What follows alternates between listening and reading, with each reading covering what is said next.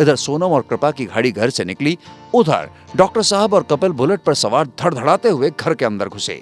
Lawn से अंदर जाते हुए एक सरसरी निगाह से पूरे घर को स्कैन कर लिया, पर वो न दिखी जिसे कल रात से नहीं देखा था। बाकी की सब तितलियों सी उसके आसपास मंडरा रही थी। अब जब घर में इतना काबिल होशियार डॉक्टर मौजूद है और इत्तेफाक से हीरो लुकिंग है, तब तो शादी में मौजूद हर कंवारी लड़की के सपनों का राजकुमार उसके जैसा ही होगा ना। और घर में आने वाले सभी रिश्तेदारों की कन्याएं अचानक से ही सर्वगुण संपन्न हो जाती हैं, ताकि बस डॉक्टर साहब की एक हाँ हो जाए और अगले सहालग में ही बैंड बाजा बारात हो जाए। माँ से बात करने पर पता चला कि कृपा सोनम के साथ पार्लर गई हैं। बिल्कुल, अभी तो उन दोनों को आने में टाइम लगेगा, तो बाकी सब मेहमानों को बारी बारी से गाड़ियों से छोड़कर आना है गेस्ट हाउस तक। आलोक, कपिल पापा के साथ गेस्ट हाउस पहले पहुंचे कर वहां बारातियों को अटेंड करें, और माँ और बुआ जी बाकी बची कुछ महिलाओं के साथ अमित की गाड़ी से पीछे से आएंगी। और कृपा और सोनम और कुछ एक लड़कियां जब तैयार होकर वहां से फोन कर देंगी, तो चाहे बिट्टू या चाहे कपिल, जो भी जिसे भी मौका मिले वो गाड़ी लेकर पार्लर से ही सीधे गेस्ट हाउस पहुंच जाएंगी। कपिल ने बिट्टू से कहा, लो जी, और एक नया फरमान मिल गया। मैं क्या सोच रहा हूँ कि पहले इन सब आंटी लोगों को गेस्ट हाउस पटक दें जाकर, उसके बाद इत्मीनान से अपन भाई लोग तैयार होते हैं। नहीं तो इन सब की लादा पदानी में ही मेरे को सूट की क्रीज खराब हो जाएगी, आलोक ने सजेस्ट किया। तो कपिल ने कहा, हम दोनों से ज्यादा चक्कर तू लगाएगा गेस्ट हाउस के, समझा? क्यों? मैं क्यों? आलोक ने कहा। तो बिट्टू मुस्कुराते हुए बोला कि वो ऐसा है आलोक बाबू कि हम लोग तो गेस्ट हाउस में जाकर एक गिलास पानी के लिए भी तरस गए, पर न जाने कहां से ये खबर आई कि हमारे कानों में कि तुमने यहाँ चखने के नाम पर खूब मिठाइयां उड़ाई हैं, तो अब थोड़ा सा वर्कआउट भी कर लो राजा, कपिल ने उसे छेड़ते हुए कहा। तो इसमें मेरी क्या गलती है? मिठाइयों की इतनी बढ़िया खुशबू आ रही थी कि मैं कंट्रोल नहीं कर सका। आलोक ने अपनी सफाई दी और गाड़ी की चाबी लेकर माँ के पास चला गया।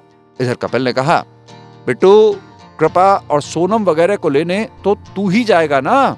डॉक्टर साहब ने गुस्से में कहा, मैं नहीं जाने वाला। अरे तुझे जाना हो तो जा, मुझसे मत पूछना।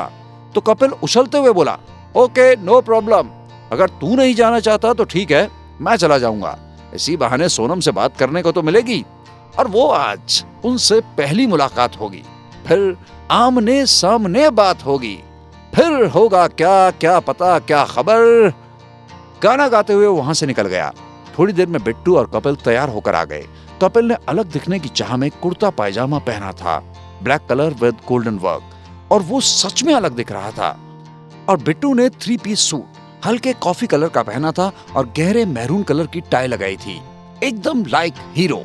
कपिल ने उसे देखा तो सीटी बजाते हुए बोला, बिल्कुल सही जा रहे हो डॉक्टर साहब, साला तुमको देखकर लगता है कि तुम अपने ही गोने में जा रहे हो। डॉक्टर साहब मुस्कुराए और मन में सोचे कि काश काश ऐसा होता तो, पर क्या करें, अभी शायद ये पॉसिबल नहीं। तभी माँ का फोन आया और बिट्टू जी माँ, हाँ माँ कहते हुए फोन काट दिए। कपिल ने बिना बिट्टू से कुछ कहे ही गाड़ी की चाबी लेकर बाहर जाने लगे। तो डॉक्टर साहब ने उससे आवाज लगाई, ओ, ये बिना ब्रेक की गाड़ी कहाँ जा रही है? अरे भाई, लगता है कि आप ज्यादा ही मेहनत कर लिए हो, तभी आपके दिमाग से ये बात निकल गई, कपिल ने मस्तियाते हुए कहा। तो डॉक्टर साहब बोले, तू अपना दिमाग चलाना बंद कर और सीधे सीधे बता कहाँ जा रहा है। कपिल, क्या भाई आप भी, अरे अभी अभी आंटी का फोन आया था और उन्होंने लड़कियों को पार्लर से गेस्ट हाउस तक छोड़ने के लिए बोला है, तो बस वहीं जा रहा हूँ, और कहाँ। अमित, तुझे किसने बोला कि तू जाएगा?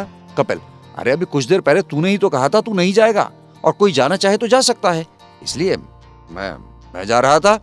अमित, तू ज्यादा चौधरी मत बन, चुप करके गाड़ी की चाबी ला इधर और मेरे साथ चल। कपिल, तेरा ना कुछ नहीं हो सकता, seriously. Amit, I knew that, so chill doctor Kapil. और दोनों दोस्त गाड़ी स्टार्ट करके कृपा और बाकी लड़कियों को लेने के लिए पार्लर की तरफ चले गए। अमित ने कृपा को फोन किया तो पहली बार में पूरी रिंग जाकर फोन कट गया। उसने फिर से फोन लगाया तो इस बार फोन रिसीव हुआ, और दूसरी तरफ की आवाज सुनते ही डॉक्टर साहब की धड़कनों ने जैसे धड़कने से इनकार कर दिया हो। दूसरी तरफ से बार बार हेलो हेलो हेलो हो रही थी, पर बिट्टू तो जैसे किसी दूसरी ही दुनिया में खो चुका था, और उसका लौटना फिलहाल होता भी नहीं अगर फोन दूसरी तरफ से ना आया होता। लगातार हेलो हेलो बोलने के बाद भी जब कोई रिस्पॉन्स नहीं मिला तो सोनम ने फोन काटकर अपनी तरफ से फोन लगाया। फिर से सोनम ने कहा कि हेलो, आवाज आ रही है? तो डॉक्टर साहब ने बेरुखी से कहा कि बाहर आ जाओ, गाड़ी आ गई है। और सोनम ने फोन काटकर धीरे से कहा, थोड़ी देर में कृपा, सोनम और उनकी 2 सहेलियां सामने से आती दिखाई दी। अमित उस तरफ नहीं देखना चाह रहा था, पर इस कपिल को चैन आए तब ना। उसने कोहनी मार मार कर दिमाग का दही बना दिया। अबे देख रहा है ना क्या कर रहा है तू? साले देख ना, सारी की सारी आसमान से उतरी परियां लग रही हैं आज। बिट्टू ने बिना उस तरफ देखे कहा कि ज्यादा बौरा मत, ये सब ब्यूटी पार्लर का कमाल है, समझा? पर फिर भी मन का चोर तो कह ही रहा था कि यार एक बार तो देख ही सकता हूं ना। और ये सोचते हुए उसने जैसे ही उस और नजर दौड़ाई तो बरबस ही उसके चेहरे पर एक बड़ी सी स्माइल आ गई। कृपा बिल्कुल एक राजकुमारी लग रही थी, सुर्ख लाल रंग के जोड़े में और एक मैचिंग हैवी ज्वेलरी में बिल्कुल किसी रियासत की मल्लिका लग रही थी। और फिर एक उड़ती नजर सोनम पर डाली तो डॉक्टर साहब के खुद के ही होश उड़ गए। पीच कलर के लहंगे में आधे बालों को क्लचर से बांधकर बाकी बालों को खुला छोड़ दिया था और आंखों में गहरा काजल उसकी आंखों को और गहरा बना रही थी और होठों पर लिप ग्लास। बस उसका मेकअप इतना ही था और हाथों में एक तरफ मैचिंग चूड़ियां और दूसरी तरफ स्टाइलिश घड़ी, बस। और वो अपनी बेस्टी की शादी के लिए तैयार। बाकी की लड़कियां भी वैसे कमाल लग रही थी, पर उन पर पार्लर की मेहरबानी कुछ साफ नजर आ रही थी। कपिल एक बार फिर उसको कोहनी मार रहा था। तो अब बता, कृपा की तो शादी है, उसका सजना संवरना तो बनता है, पर सोनम को क्या कहेंगे डॉक्टर साहब? इनको तो कोनो पार्लर की जरूरत ही नहीं है। बिट्टू ने कपिल का हाथ पकड़ा और गुस्साते हुए बोला, साले अब एक और बार न तुम हमें कोहनी मारे तो जिंदगी भर के लिए हैंडीकैप कैटेगरी में शामिल कर देंगे। क्या है, क्यों बार बार कोहनी मार रहा है? अरे देख तो लिए हैं, और अब का स्कैन कर ले। जबकि हकीकत तो ये थी कि बिट्टू जी चाहते तो हकीकत में यही थे। वो सर से लेकर पैर तक सोनम को नजर भर के देख ले, 1 बार 2 बार 4 बार, बार बार, हर बार, जब तक कि उनका मन न भरे। पर आदत से मजबूर डॉक्टर साहब गुस्से में सोनम को ठीक से देखे भी नहीं और कृपा से बोले, जल्दी बैठ मोटी, माँ का फोन कई बार आ चुका है। सब बैठ लिए गाड़ी में और गाड़ी वापस गेस्ट हाउस की तरफ रवाना हो गई। रास्ते भर कृपा आदित्य के बारे में सोच रही थी और मन ही मन खुश हो रही थी। वहीं डॉक्टर साहब चोर निगाहों से कई बार सोनम को देख चुके थे और हर बार एक ही सवाल उनके दिमाग में बम फोड़कर चला जाता कि यार कोई इतना खूबसूरत कैसे हो सकता है, वो भी इतनी सादगी में।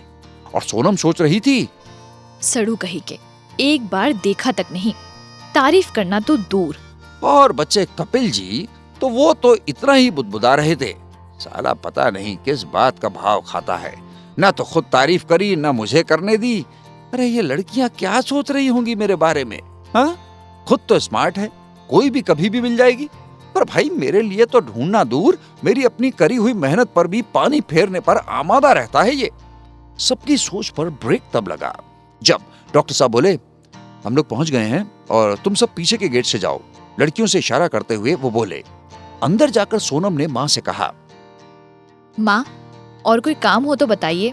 तो माँ ने कहा, पहले एक जरूरी काम तो कर लूं। और इतना कहकर वो कृपा और सोनम दोनों को एक कमरे में ले गई और अपनी आंखों से काजल निकालकर उन दोनों के कान के पीछे लगा दिया और बोली, मेरी दोनों बेटियों को किसी की नजर ना लगे। और वो दोनों माँ के गले से लग गई। फिर कृपा को अंदर कमरे में दादी के पास बिठाकर माँ ने सोनम से कहा, सोनम, जल्दी से घर चली जाओ। सोनम ने पूछा, माँ कुछ सामान लाना रह गया क्या? तब माँ ने कहा, जल्दी जल्दी मैं आरती की थाल लाना भूल गई। अभी अभी पापा का फोन आया था कि बारात जनवासे से गेस्ट हाउस के लिए निकल चुकी है। तुम एक काम करो, बिट्टू के साथ घर चली जाओ और आरती की थाल ले आओ जल्दी से। माँ सब कुछ एक सांस में कह गई और इतना कहकर वो बिट्टू को बुलाने चली गई। सोनम ने खिड़की के पर्दे को हटाकर नीचे देखा। अमित, आलोक, कपिल, सनाया, रिचा और कशिश के साथ बातें कर रहा था। हे भगवान, माँ इनसे जाकर कहेंगी कि मेरे साथ जाना है तो माँ से तो कुछ नहीं कहेंगे, पर हमारी क्लास ले लेंगे। हे प्रभु, हमेशा हमें ही क्यों फंसाते हो इनके साथ। और उसने देखा कि कशिश कुछ ज्यादा ही चिपक रही थी बिट्टू के, तो उसने पर्दा खींच दिया। हमें क्या मतलब, ये उनकी अपनी जिंदगी है, जिससे चाहे बात करें, जिसको चाहे अपनी जिंदगी में शामिल करें। हमें क्या, हमें क्यों फर्क पड़ेगा कि वो कशिश से या किसी और से, जिससे भी बात करें। पर फिर हमारा मन शांत क्यों नहीं है? और इससे पहले कि वो कुछ और सोच पाती, शैतान को याद किया। शैतान हाजिर। डॉक्टर साहब ने कहा, चलिए मैं नीचे गाड़ी में बैठा हूं। और सोनम चुपचाप उसके पीछे पीछे चल दी। दोनों को इस तरह साथ जाता देखकर एक तरफ कुछ लोगों को बहुत अच्छा लग रहा था, तो वहीं कुछ लोगों के कलेजे पे सांप लौट रहे थे। बताने की जरूरत है क्या? रास्ते में फिर खामोशी छाई थी। डॉक्टर साहब को बहुत गुस्सा आ रहा था। उनको आता कब नहीं था। वो चाहते थे कि सोनम खुद से उन्हें उस रात वाली बात बताए, ताकि शायद उसकी धूमिल पड़ चुकी उम्मीदों पर आशा की नई किरण पड़ जाए। पर सोनम को कहां पता था कि उस रात गब्बर सिंह यानी हमारे डॉक्टर साहब ने वो सब देख लिया था, जिसकी वजह से डॉक्टर साहब के दिन का चैन और रातों की नींद उड़ चुकी थी। वो तो बस इतना समझ पा रही थी कि बिट्टू जी को बिना बात के फुटेज खाने की आदत है, सो इनका इस समय का गुस्सा भी उसी का एक पार्ट है। अचानक ब्रेक लगने से सोनम एकदम अमित से टकरा गई और वो सॉरी बोलकर अंदर आ गई। अब तो बिट्टू जी का दिमाग खराब हो गया। ये चाहती क्या है लड़की? मैं सोच सोच के पागल हो जाऊंगा और ये ऐसे ही चुप चुप रहेगी। आज की कहानी बस यहीं तक। आगे की कहानी सुनने के लिए सब्सक्राइब करो इस चैनल को और आने वाले एपिसोड्स की जानकारी पाने के लिए प्रेस करो बेल आइकॉन। तो जल्दी से आगे की कहानी सुनो कुकू FM ऐप पर।